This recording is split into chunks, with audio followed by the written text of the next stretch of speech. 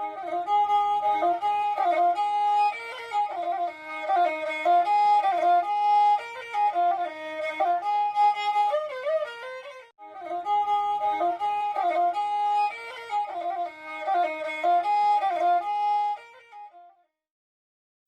आफ्नो जिन्दगीमा म कहिले शिक्षक बन्छु अथवा म कहिले लेखक बन्छु भनेर मैले त्यस्तो गरी योजना बनाएर अगाडि कहिले पनि बढिनँ र अगाडि बढ्ने क्रममा चाहिँ मैले शिक्षण पेसा सुरु गरेँ। म लेख्छु भन्ने कुरा कहिले थाहा भयो?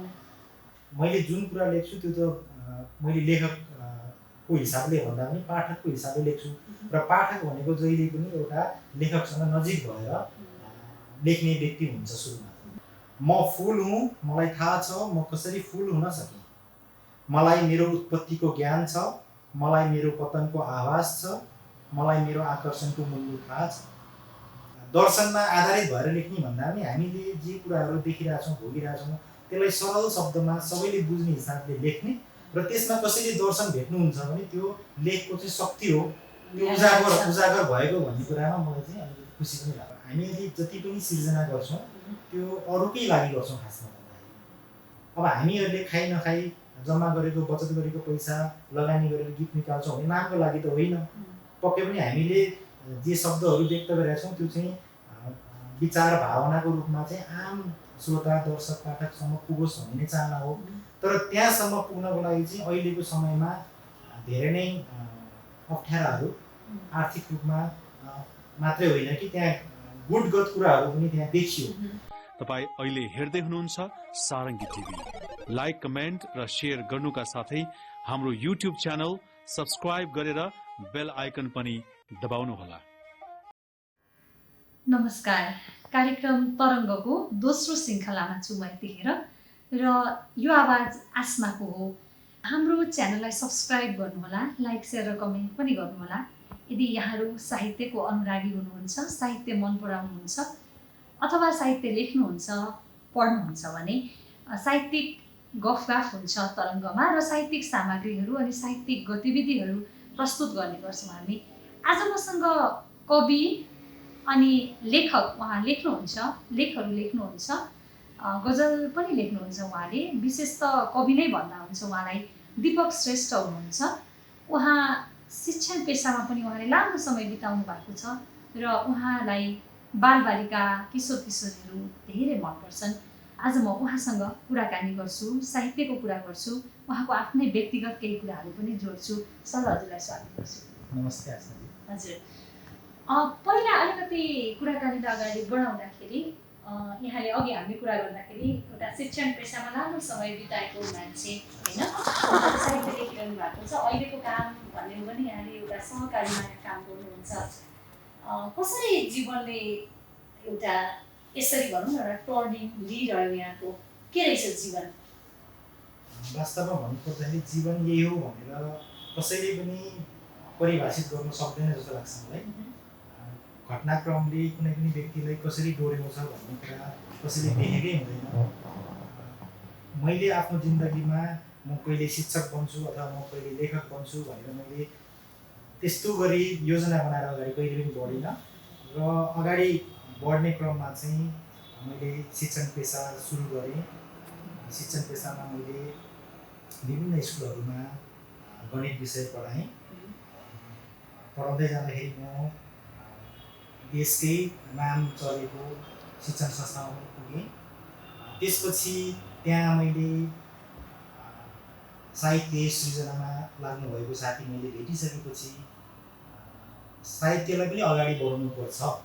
पठन त आफ्नो ठाउँमा छँदै थियो तर लेखन पनि सँगसँगै अगाडि लानुपर्छ भनेर मैले त्यसरी चाहिँ साहित्य लेखन पठनलाई अगाडि बढाएँ र साथीभाइहरूले पनि राम्रो लेख्नुहुन्छ भनेर कुरा राखिसक्नु भएपछि मैले लेख्दै गएँ, देखाउँदै गएँ, परिमार्जित हुँदै गयो र यसरी मैले गीत, कविता, गजल, कथा लेख्ने क्रम अझै पनि म गरिरहेकै छु र विभिन्न पत्र पत्रिकाहरूले छापिदिनुहुन्छ।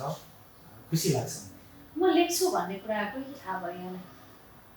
म लेख्छु भन्ने कुरा चाहिँ जब मैले कुनै कुरा पढ्छु त्यसपछि मैले चाहिँ लेखकसँग मैले त्यसको बारेमा केही संवाद गर्नुपर्छ भन्ने मलाई लाग्छ। र त्यो क्रममा 2-4 शब्दहरू लेखिहेरौँ न, कतै कुनै त्यस्तो माध्यम पो पाइहालिन्छ कि भनेर म लेख्न थाल्थेँ। त्यो लेख्दाखेरि चाहिँ निबन्ध जस्तो एउटा केही तयार हुन्थ्यो र मैले सम्बन्धित लेखकसँग पुर्याउन पनि मैले कोसिस गर्थेँ। त्यसरी नै मैले लेख्न सक्छु जस्तो लागेको कुरा चाहिँ मलाई त्यहाँपछि भएको भन्ने मलाई लाग्छ। भनेपछि संवादबाट यहाँको लेखन सुरु भयो हजुर। होइन? त्यसो गर्दा कहिलेकाहीँ वैयक्तिक अलिकति भयो भन्ने आरोपहरू यहाँलाई स्वयं लेखकहरूले नै लगाउनुहुन्छ कि लगाउनुहुन्न? त्यो आएको छ मसँग पनि त्यो कुरा। किन भन्दाखेरि मैले जुन कुरा लेख्छु त्यो त मैले लेखकको हिसाबले भन्दा पनि पाठकको हिसाबले लेख्छु र पाठक भनेको जहिले पनि एउटा लेखकसँग नजिक भएर लेख्ने व्यक्ति हुन्छ सुरुमा। जब हामीहरूले लेख्ने कुनै पनि विषयवस्तुहरू खोज्छौँ, त्यो विषयवस्तुहरू चाहिँ हामीहरूले कुनै पनि लेखकको गीत, कविता, लेख, निबन्ध पढिसकेपछि हामीलाई पनि एउटा झिल्का आउँदो रहेछ, यो विषयमा चाहिँ मैले केही लेख्न सक्छु कि भन्ने आउँदो रहेछ। र त्यो लेख्ने क्रममा चाहिँ लेखकहरूको विषयमा हामीहरूले व्यक्तिगत कुराहरू पनि जान्न खोज्छौँ। हामी केही कुराहरू व्यक्तिगत लेखकको व्यक्तिगत कुराहरूले पनि निर्देशित गरेको हुन्छ कुनै पनि लेख, निबन्धहरूमा। निबन्धहरू त कतिपय त एकदम वैयक्तिक पनि हुन्छन्। त्यसले गर्दाखेरि मैले लेखेका कुराहरूलाई पनि व्यक्तिगत भयो भन्ने कुराहरू पनि आएका हुन् र त्यसलाई मैले सहज रूपमा लिएको छु। हजुर, भनेपछि नपढी लेख्न सकिन्न होइन? र पढेपछि त्यसको प्रभाव पर्छ नै। पढेपछि प्रभाव पर्छ र त्यो प्रभावमा कुन कुरा चाहिँ अगाडि बढाउने त्यो अनुसार लेख्दै गइन्छ। अब एउटा कविता सुन्छौँ हामी, त्यसपछि कुरा। मैले आजको तरङ्ग कार्यक्रमको लागि केही कविताहरू पनि वाचन गर्ने भनेर यहाँ मैले तयार गरेको छु। म मेरो एउटा कविता वाचन गर्न चाहन्छु। कविताको शीर्षक छ फुलको सत्ता। म फुल हुँ, मलाई थाहा छ म कसरी फुल हुन सकेँ। म फुल हुँ, मलाई थाहा छ म कसरी फुल हुन सकेँ। मलाई मेरो उत्पत्तिको ज्ञान छ, मलाई मेरो पतनको आभास छ, मलाई मेरो आकर्षणको मूल्य थाहा छ। मलाई समर्थन प्राप्त छ माटो अनि माटोभित्रको खनिज, हावा पानी अनि सूर्यको प्रकाश। मलाई समर्थन प्राप्त छ माटो अनि माटोभित्रको खनिज, हावा पानी अनि सूर्यको प्रकाश। मलाई थाहा छ मबाट मात्र आउने हरेक याम जीवन्त राख्न सम्भव छ। मलाई थाहा छ मबाट मात्र आउने हरेक याम जीवन्त राख्न सम्भव छ। समयसँगै कुहेर जानेछ जरा, सुकेर जानेछन् डाँठ र पातहरू। समयसँगै कुहेर जानेछ जरा, सुकेर जानेछन् डाँठ र पातहरू। म आफै पनि झरि जानेछु, तर झर्नुभन्दा पहिले फलमा मेरै गुणहरू आरोपित गर्न म समर्थ छु। तर झर्नुभन्दा पहिले फलमा मेरै गुणहरू आरोपित गर्न म समर्थ छु। म फुल भएकैले आउने अनेकौँ युगसम्म फुलको सत्ता कायम रहने निश्चित छ। म फुल भएकैले आउने अनेकौँ युगसम्म फुलको सत्ता कायम रहने निश्चित छ। यहाँको कवितामा अलिक बढी मेरो आफ्नो व्यक्तिगत कुराहरू मैले दर्शन भेट्छु होइन? सरलता त छ नै यहाँको कवितामा, तर ती सरल भए पनि ती प्रत्येक भनौँ न हरफहरू, प्रत्येक शब्दहरू अथवा एउटा वाक्य भनौँ न होइन, कविताभित्रको वाक्य त्यो बुझ्नको लागि एउटा दर्शन बुझ्नुपर्छ। एकछिन मान्छे सोच्नलाई बाध्य बनाउँछ यहाँको कविताले। दर्शनको यो प्रभाव यहाँमा परेको हो, स्वीकार्नुहुन्छ? पक्कै पनि हरेक व्यक्ति एउटा दर्शनमा आधारित भएर अगाडि बढ्छ भन्ने मेरो मान्यता हो। र मैले पनि दर्शनहरू पढेँ, विभिन्न सिद्धान्तहरू पनि पढेँ, तर त्यो सिद्धान्तले मलाई गाइड गर्ने भन्दा पनि मैले वरिपरि के देखिरहेको छु त्यो कुरा नै दर्शन भयो होइन। बा मैले कुनै कुरा लेखिदिँदा चाहिँ नयाँ दर्शन पो आइहाल्छ कि भन्ने पनि लाग्छ कहिले नै होइन। त्यसले गर्दाखेरि लेख्दाखेरि चाहिँ कुनै दर्शनमा आधारित भएर लेख्ने भन्दा पनि वरिपरिको कुराहरूलाई हामीले हेरेर लेख्दै जाँदाखेरि एउटा दार्शनिक कुराहरू चाहिँ आइरहेको छ भनेर कसैले यदि भनिदिनुहुन्छ भने त्यसमा मेरो लेखनमा शक्ति छ कि भन्ने मलाई अनुभूति पनि हुन्छ कहिलेकाहीँ। त्यसैले दर्शनमा आधारित भएर लेख्ने भन्दा पनि हामीले जे कुराहरू देखिरहेछौँ, भोगिरहेछौँ त्यसलाई सरल शब्दमा सबैले बुझ्ने हिसाबले लेख्ने र त्यसमा कसैले दर्शन भेट्नुहुन्छ भने त्यो लेखको चाहिँ शक्ति हो, त्यो उजागर भएको भन्ने कुरामा मलाई चाहिँ अलिकति खुसी पनि लाग्छ। पक्कै पनि सबै कुरा देखेकै कुरा होइन, सायद घाम पूर्वबाट उदाउँछ भन्ने त्यो कविता हुँदैन होला हुँदैन, सायद पक्कै पक्कै पनि, पनि। त्यसमा दर्शन त चाहिन्छ हजुर। होइन। अब अलिकति प्रसङ्ग बदल्छु, यहाँले अहिलेसम्म कुनै किताब निकाल्नु भएको छैन र त्यतातिर खासै हतार पनि हालेको छैन, अनि अरू थुप्रै कुराहरू यहाँले होइन कति ठाउँहरूमा आफू इन्गेज भएर छोडेका कुराहरू कति कुराहरू मसँग अघि सेयर गर्नुभएको छ। इन्टरभ्यू पनि मैले यहाँलाई अलिकति कल गरेँ, तर मैले आफूलाई यस अर्थमा चाहिँ म एउटा यो सुन्दर अवसर म सम्झिन्छु होइन यहाँसँगको भेटलाई, र किनभने मैले यहाँलाई कल गरेर यहाँले मान्नुभयो, मैले मनाउन सकेँ भनौँ। यो कुराहरू कसरी भयो भनेको, गजल लेख्नुभयो, गजलहरू सङ्गीत पनि भए, तर रेकर्डिङ भएन, किताब पनि निकाल्न यहाँ हतार छैन, इन्टरभ्यू दिन पनि त्यति रहर छैन होइन। अरूलाई कति कविहरूलाई त रहर पनि लागिरहेको, रहर लाग्छ तिनीहरूले पनि भन्नुहुन्छ, किन यस्तो भयो? अलिकति शक्ति छ नि यहाँको कविताहरूमा। हजुर, मलाई के लाग्छ भन्दाखेरि हामीले जति पनि सिर्जना गर्छौँ त्यो अरूकै लागि गर्छौँ। खासमा भन्दाखेरि गीत लेख्छौँ सुनाउनै पर्यो, कविता लेख्छौँ त्यो पनि सुनाउनै पर्यो, कथा लेख्छौँ त्यो सुनाउनै पर्यो, कुरा पनि सुनाउनै पर्यो। तर के हुँदो रहेछ भन्दाखेरि हामीहरूले लेखिसकेपछि आम दर्शक श्रोतासम्म पुग्नको लागि त माध्यम त चाहियो, तर त्यो माध्यमसम्म पुग्नको लागि त्यति सहज वातावरण हामी पाउँदैन। मैले त्यति भोगेको छु। गीतहरू लेख्यौँ, मैले व्यक्तिगत रूपमा भन्दाखेरि मैले गीत लेखेँ, सङ्गीतबद्ध पनि भयो गीत, तर जब त्यसलाई चाहिँ रेकर्डिङ गरेर बाहिर ल्याउनुपर्छ त्यसको लागि खर्चको कुराहरू छ, र हामी स्रष्टाहरूले चाहिँ त्यति खर्च गरेर त्यो नामको लागि मात्रै हुन जाँदो रहेछ। अब हामीहरूले खाइ नखाइ जम्मा गरेको बचत गरेको पैसा लगानी गरेर गीत निकाल्छौँ भने नामको लागि त होइन। पक्कै पनि हामीले जे शब्दहरू व्यक्त गरेका छौँ त्यो चाहिँ विचार भावनाको रूपमा चाहिँ आम श्रोता दर्शक पाठकसम्म पुगोस् भन्ने नै चाहना हो। तर त्यहाँसम्म पुग्नको लागि चाहिँ अहिलेको समयमा धेरै नै अप्ठ्याराहरू आर्थिक रूपमा मात्रै होइन कि त्यहाँ गुटगत कुराहरू पनि त्यहाँ देखियो, जसले गर्दाखेरि कथा कविता जेसुकै हामीहरूले लेखौँ त्यसलाई प्रकाशन गर्नको लागि चाहिँ कोही न कोही मार्फत हामी अगाडि बढ्नै पर्ने देखिएको भएर पनि मैले चाहिँ त्यो गरिनँ। अर्को कुरा भनेको चाहिँ जुन मसँग भएका गजलहरूको किताब किन निक्लेन, कविताको किताब निक्लेन, कथाको किताब किन निक्लेन भन्ने प्रश्न छ। त्यसमा पनि मेरो कुरा के छ भन्दाखेरि मैले कुनै प्रकाशकलाई गएर चाहिँ ल मेरो यो सामग्री तयार छ निकालिदिनुहोस् न भन्दाखेरि उहाँहरूले चाहिँ हामीहरूलाई नै लगानी गर्नको लागि भन्नुहुन्छ भने त्यो प्रकाशकको काम के हो भन्ने मेरो एउटा प्रश्न हो। यदि म आफैले प्रकाशन गरेँ भने म फेरि वितरण गर्न त सक्दिनँ। मेरो उद्देश्य भनेको त पाठकसम्म पुगोस् मात्रै भन्ने हो। यो यावत कुराहरूले गर्दाखेरि मैले चाहिँ गीतहरू सङ्गीतबद्ध भए रेकर्ड भएनन्, कविता गजलहरू लेखिए पुस्तकमा आएनन्, कथाहरू लेखेँ त्यो पनि पुस्तकमा आएन। मेरो विचारमा यो अहिले जुन समय चलिरहेको छ नेपाली साहित्य क्षेत्रमा त्यो समयले नै मलाई चाहिँ अलिकति पछि बस्नको खोजाइरहेको हो कि भन्ने लाग्छ। यसको समाधान चाहिँ के हुन सक्छ? अब यो ठुलो समस्या हो, यो मेरो मात्रै समस्या होइन, धेरैभन्दा धेरै सर्जकहरूको समस्या हो। अब यसको लागि चाहिँ मैले खासै चाहिँ यो तरिकाले अगाडि बढ्दाखेरि यसको समाधान निस्किन्छ भनेर चाहिँ मैले अहिलेसम्म सोचिसकेको छैन। तर मेरो कुरा के हो भन्दाखेरि एउटा प्रकाशन गृह, एउटा रेकर्डिङ संस्था चाहिँ अलिक प्रोफेसनल तरिकाले आउनुपर्छ होइन।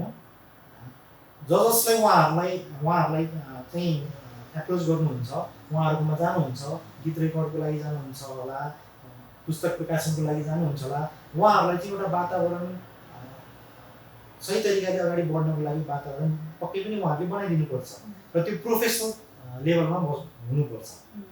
जस्तो अब मैले किताबहरू निकाल्नुपर्छ भनेर मैले सोचेँ, प्रकाशककोमा म कथाहरू लिएर जान्छु भने उहाँहरूले प्रोफेसनल तरिकाले अगाडि बढ्नको लागि एउटा वातावरण चाहिँ सिर्जना गरिदिनुपर्छ। म कविता लिएर जाउँला, गजल लिएर जाउँला, किताब निक्लिन सक्छ कि सक्दैन भन्ने कुरा जाँच्नको लागि त त्यो जो संस्था बनाएर बस्नु भएको छ उहाँहरूले एउटा मापदण्ड तोकेर चाहिँ ल हामी यो तरिकाले अगाडि बढ्छौँ भनेर भनिदिनु पर्ने हुन्छ जस्तो लाग्छ। अब जुन सरकारी स्तरका प्रकाशन गृहहरू छन् उहाँहरूले त अब हामीहरूलाई मेरो विचारमा हेर्नु नै त्यहाँसम्म त अब त्यो अर्कै बाटो पनि होला होइन, अलिकति जे होस् समग्रमा हामीले त्यही नै गर्नुपर्छ भन्ने यहाँको विचार होइन।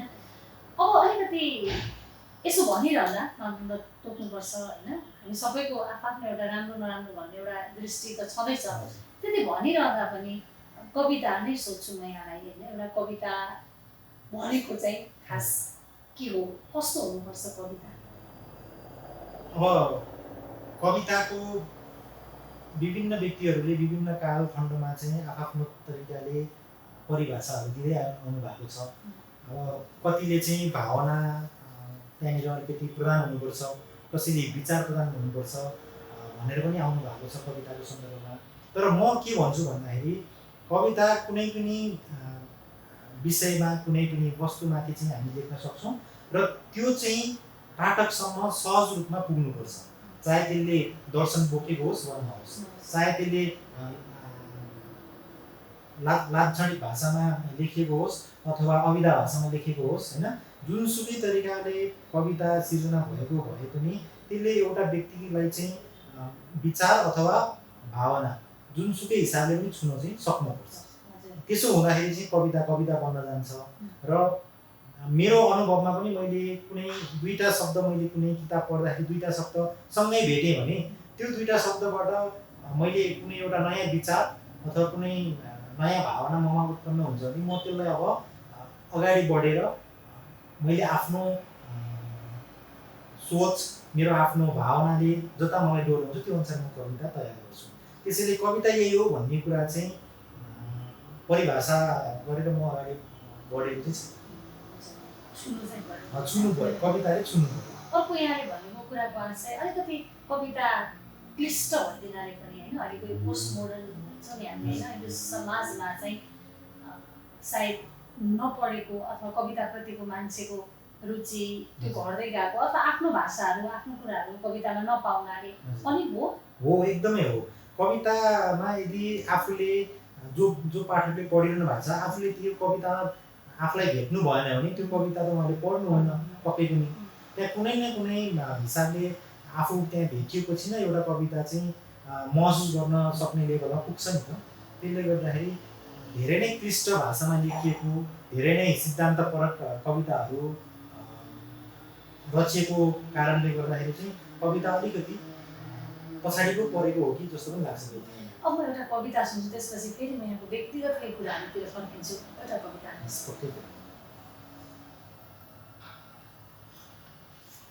दीपक श्रेष्ठको दोस्रो कविता।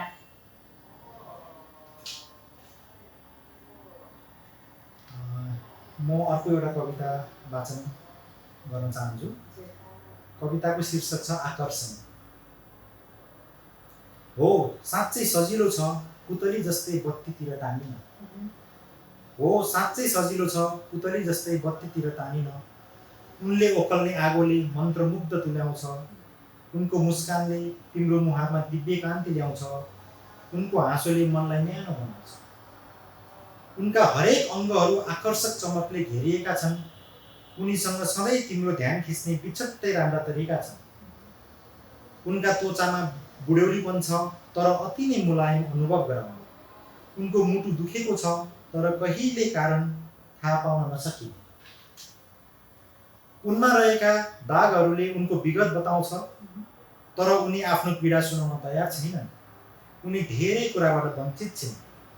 माया दया इमान्दारी अनि सुख ती सबै हुनुपर्छ भन्ने उनको मान्यता हो। आफैलाई समर्पित गर्दै बाँच्छिन् उनी हरेक दिन। अरू तिरस्कृत हुनु नपरोस् भनी उनी सामु धेरै कुराहरू उजागर गरिएकै छैन। उनी त देवी र दानव दुवैको गुण लिएर बाँचेकी छिन्। उनलाई माया गर्नु भनेको संसारमा सबैभन्दा उत्कृष्ट र निकृष्ट अनुभूति एकसाथ बटुल्नु हो। उनलाई माया गर्नु भनेको संसारमा सबैभन्दा उत्कृष्ट र निकृष्ट अनुभूति एकसाथ बटुल्नु हो। सर जीवनमा मान्छेहरूको एउटा लक्ष्य हुन्छ नि है, एउटा उमेर समय भए पनि लक्ष्य, अब त्यो लक्ष्य एकदम गहिरो छ छैन त्यो पछि थाहा हुन्छ कतिलाई चाहिँ, तर एउटा यो बन्छु भन्ने त जिन्दगीमा हुन्छ नि। यहाँको बाल्यकाल यहाँको पृष्ठभूमि पारिवारिक माहौल अनि त्यो जिन्दगीको लक्ष्य कस्तो थियो थिएन? मैले आफू कक्षा 8-9मा पढ्दाखेरि चाहिँ म म्याथमेटिक्स राम्रो गर्ने विद्यार्थीको रूपमा चिनिएँ। त्यो पछि चाहिँ मैले म्याथमेटिक्समा त म राम्रै गर्न सकिहाल्छु अब मलाई चाहिँ राम्रो पढेपछि सबैले डक्टर बन्नुपर्छ जुन भन्नुहुन्छ, म अब चाहिँ डक्टर पढ्छु एसएलसी पछि भन्ने मेरो एउटा लक्ष्य चाहिँ थियो। तर त्यो लक्ष्य चाहिँ मैले कहिले पनि हासिल गर्न सकिनँ, मेरो आफ्नो पारिवारिक आर्थिक पृष्ठभूमिको कारणले गर्दाखेरि पनि। तर लक्ष्य हुन्छ, हरेक व्यक्तिको लक्ष्य हुन्छ र त्यो लक्ष्यमा पुग्नलाई उसले भरमग्दुर प्रयास नै गरेको हुन्छ। मैले पनि गरेकै हुँ।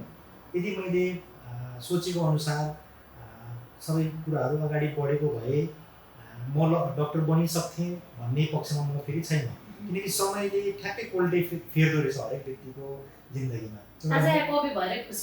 हजुर, एउटा मोडमा आएपछि ठ्याक्कै त्यो परिवर्तन हुँदो रहेछ र त्यो परिवर्तन हुँदाहुँदै आफ्नो फेरि लक्ष्य चाहिँ फेरि अर्को चरणमा अथवा अर्को पाटोमा कोल्टे फेरेर अगाडि बढ्ने भएको भएर मैले त्यो आफू डक्टर बन्ने लक्ष्यलाई मैले त्यागे पनि म चाहिँ लेखक र शिक्षकको रूपमा म अगाडि बढेँ र त्यसमा मलाई धेरै खुसी छ, किनकि अहिले मेरा विद्यार्थीहरू नै डक्टर बनिसकेका छन् होइन, इन्जिनियर बनिसकेको छन्, आर्मी अफिसरहरू छन्। त्यसले गर्दाखेरि म धेरै खुसी छु अहिले। र अहिले त झन् म लेखनतिर पनि लागेको भएर म शिक्षण र लेखन चाहिँ दुवै सँगसँगै मैले लग्न सकेकोमा नै म अहिले खुसी छु। र मेरो म अहिले चाहिँ यो ठ्याक्कै यही पोइन्टमा चाहिँ मैले पढाइनँ, तर मैले गएको वर्षसम्म पनि मैले पढाएँ। अब चाहिँ एकदमै मैले त केसम्म सोचेको छु भन्दाखेरि मेरो अबको लक्ष्य भनेको चाहिँ लेखन आफ्नो ठाउँमा छ, तर मैले चाहिँ मेरो जिन्दगीको लामो 15-16 वर्ष चाहिँ शिक्षण पेसामा मैले बिताएको भएर चाहिँ मैले शिक्षण पेसामै लाग्नुपर्छ। त्यसको लागि मैले केही कुराहरू साथीहरूसँग पनि सेयर गरिरहेको छु र केही योजनाहरू पनि बनिरहेका छन्। त्यसरी मेरो लक्ष्य भनेको चाहिँ मैले शिक्षण क्षेत्रमै केही योगदान एकदमै त्यति धैर्यता नहुने थियो भने लेखनमा त अगाडि बढ्नै सक्दैन। यहाँलाई शिक्षण पेसामा लाग्न तान्ने त विद्यार्थीहरू नै हुन् हैन, यहाँले भने अनुसार के कुरा सिक्नु भयो यहाँले शिक्षण पेसामा विद्यार्थीहरूसँग, विशेष गरेर प्रिय शिक्षक पनि हुन्? एकदमै राम्रो प्रश्न उठाउनुभयो। हामीहरू शिक्षक भइसकेपछि हामी जहिले पनि सिकाउन जान्छौँ भनेर धेरैले सोच्नुहुन्छ, तर म शिक्षक भइसकेपछि म सिक्न जान्छु भनेर सोध्छु जहिले। म एउटा क्लासमा छिरिसकेपछि बच्चाहरूले अनेक भाव भङ्गिमा देखाउनुहुन्छ होइन, आफ्नो विद्यार्थीले कहिलेकाहीँ म बस्दाखेरि उनीहरूको चाहिँ चञ्चलतापन, त्यो अबोधपन त्यसले पनि कति मनमा ठ्याक्कै छुन्छ र यो व्यक्ति चाहिँ भोलि पर्सि गएर कति राम्रो एउटा व्यक्तिमा रूपान्तरण हुँदैछ भनेर म खुसी हुन्छु। त्यसले गर्दाखेरि विद्यार्थीहरूसँग नै हो सिक्ने हामीहरूले, ठुलो मान्छेबाट त केही पनि सिक्नै सकिँदैन जस्तो लाग्छ। हजुर, एकदमै हराइसकेको हुन्छ र जो व्यक्ति चाहिँ पदमा पुगिसकेको हुन्छ, प्रतिष्ठा कमाइसकेको हुन्छ, उहाँसँग केही सिक्न सकिन्छ जस्तो पनि लाग्दैन। तर यहाँ त गणितको शिक्षक होइन भन्दाखेरि, तर साहित्य पनि यहाँको रुचि छ अनि आफ्नो विद्यार्थीहरूलाई अब त्यो अबोधपना देखिरहँदाखेरि हुन त यहाँको अनुहारबाट पनि उनीहरूले त्यो खालको भाव महसुस गर्छन् होला। तर गणित र साहित्य हामीलाई सधैँ हेर्दा त कस्तो नमिलेको जस्तो लाग्छ। यहाँ विद्यार्थीलाई साहित्य सिकाउन चाहिँ मलाई लाग्दैन। एकदमै यही कुरा मैले जोड्न चाहेँ। धेरै जस्तो शिक्षकहरूले चाहिँ गणितलाई अलिकति क्लिष्ट विषय पढ्दाखेरि पनि पढाउँदाखेरि उहाँहरू आफैले स्वयं पढेर आउँदाखेरि पनि अलिकति त्यस्तै गाह्रो साह्रो तरिकाले पढेर आउनुहुन्छ होला सायद। त्यही कुरा चाहिँ बच्चाहरूमा लागू गर्न खोज्नुहुन्छ, तर गणित सिकाउँदाखेरि चाहिँ सहज वातावरणमा नै हामीसँग वरिपरि जे कुराहरू छन् त्यसलाई नै गणितसँग सम्बन्धित बनाएर चाहिँ हामीले सिकाउन सक्छौँ र उनीहरूको मोनोटोनस भन्छौँ हामी, त्यो मोनोटोनस ब्रेक गर्नको लागि पनि कहिलेकाहीँ म गीत गाइदिन्थेँ, कहिलेकाहीँ कविताहरू मैले भनिदिन्थेँ अनि बच्चाहरू एकदमै दङ्ग परेर ओहो म्याथ पढाउने सरलाई पनि गीत गाउन आउँदो रहेछ, म्याथ पढ्ने सरले पनि कविता भन्नु हुँदो रहेछ, सर कति राम्रो सरको स्वर त फेरि गाइदिनुहोस् न भन्ने पनि मलाई गर्नुहुन्थ्यो। र मैले क्लासरुममा चाहिँ एज अ क्लास टिचर मैले विद्यार्थीहरूको जन्मदिन चाहिँ मनाउने गर्थेँ। मैले बर्थडे चार्ट बनाइदिने गर्थेँ र सबैको जन्मदिनमा चाहिँ हामीहरू चाहिँ गीत गाएर नाचेर एउटा एक दिनको क्लास चाहिँ हामी त्यसरी पनि बिताउँथ्यौँ।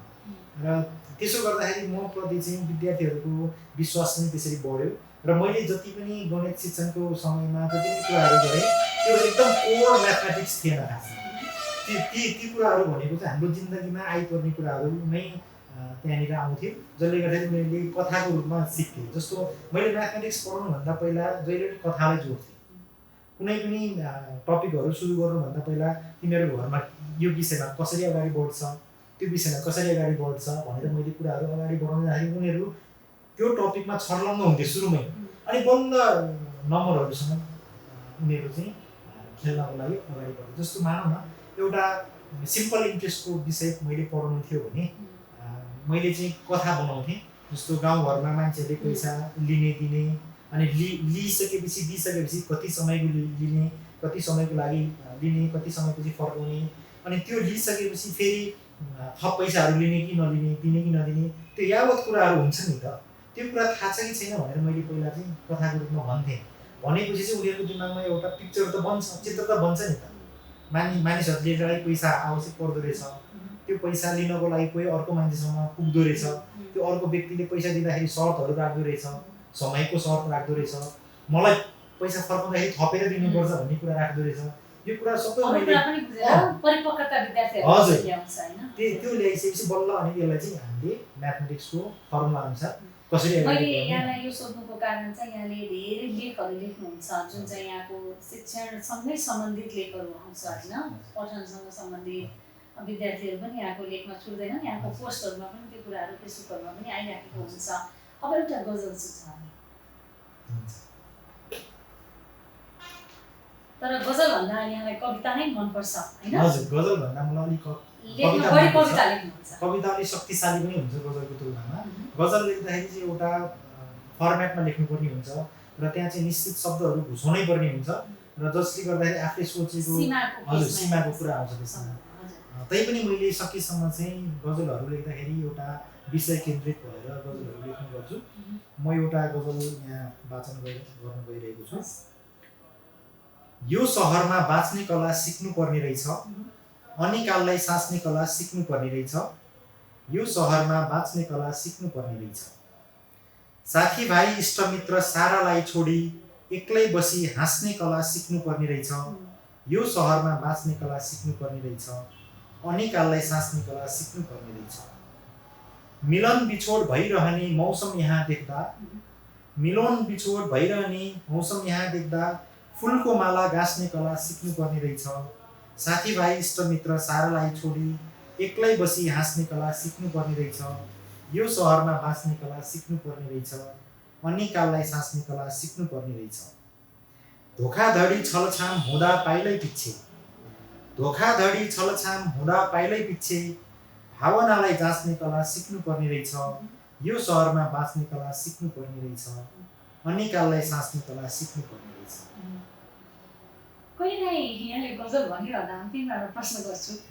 लेखकहरूलाई, स्रष्टाहरूलाई यो सहरले, हुन त हाम्रो स्वभावैले पनि हामी अलिकति घुम्ने मान्छेहरूसँग घुलमिल हुने त सायद हुन्छौँ होला होइन, तर पनि यो सहरले त्यसमा केही थपेको जस्तो अथवा त्योसँगै लेखकहरूको उदासी जोडिएको जस्तो कति लेखकहरूले लेख्दा लेख्दै लेख्न छोडेका कथाहरू पनि त थुप्रै छन्। पक्कै पनि जुन सहरमा हामी बाँच्छौँ त्यो सहरले हामीलाई हाम्रो भोगाइ, हाम्रो जीवन, हाम्रो पीडा, व्यक्तिगत पीडालाई कसरी लिन्छ, कसरी बुझ्छ भन्ने कुरा जहिले पनि केन्द्रमा रहेको हुँदो रहेछ।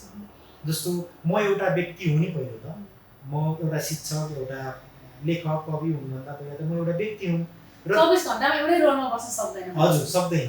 त्यसले गर्दाखेरि म व्यक्तिको रूपमा चाहिँ यो सहरले मलाई कसरी लिन्छ, कसरी ग्रहण गर्छ अथवा गर्दैन, त्यो कुरा जहिले पनि केन्द्रमा रहेको हुँदो रहेछ। र हामी अहिले लेख्ने विषय चाहिँ जहिले पनि सहरले हामीलाई कसरी लियो अथवा लिएन, किन लिन सकेन भन्ने विषय वस्तुमा केन्द्रित हुँदाखेरि यो विषयमा चाहिँ जसले पनि कुनै न कुनै एउटा भनौँ न कवितामा अथवा गजलमा अथवा गीतमा अथवा कथामा चाहिँ व्यक्त गरिरहेकै हुने मैले पनि पाएको छु।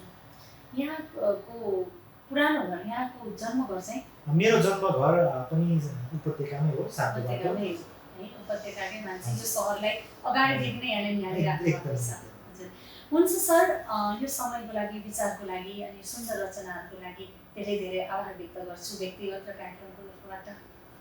मलाई पनि यो तरङ्ग कार्यक्रम जुन सारङ्गी टिभी मार्फत प्रसारण हुन्छ यसमा चाहिँ मैले आफ्नो व्यक्तिगत कुराहरू र मलाई लागेका मैले भोगेका शिक्षणसँग सम्बन्धित र लेखन पठनसँग सम्बन्धित कुराहरू बाँड्ने मौका पाएँ।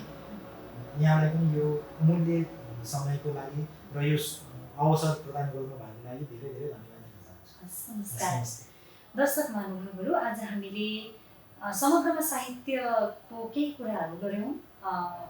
धेरै कुराहरू त हामी एकै बसाइमा समेट्न सक्दैनौँ र अलिकति दीपक श्रेष्ठलाई केही न केही उहाँको विचारहरूलाई प्रदर्शन गरेरै भए पनि उहाँको व्यक्तित्वलाई हामीसम्म ल्याउने प्रयास गऱ्यौँ र उहाँका रचनाहरू पनि सुन्यौँ। सायद यही नै होला, यस्तै हुन्छन् होला बहसहरू। प्रायः म सोच्दिनँ कुराकानी गर्दाखेरि सायद के कुराकानी गर्छु मलाई पनि थाहा हुँदैन, फेरि मेरो कमजोरी हुनसक्छ। सुझाव दिनुहोला, सल्लाह दिनुहोला, मन पर्यो भने लाइक, कमेन्ट अनि सब्सक्राइब पनि गर्नुहोला।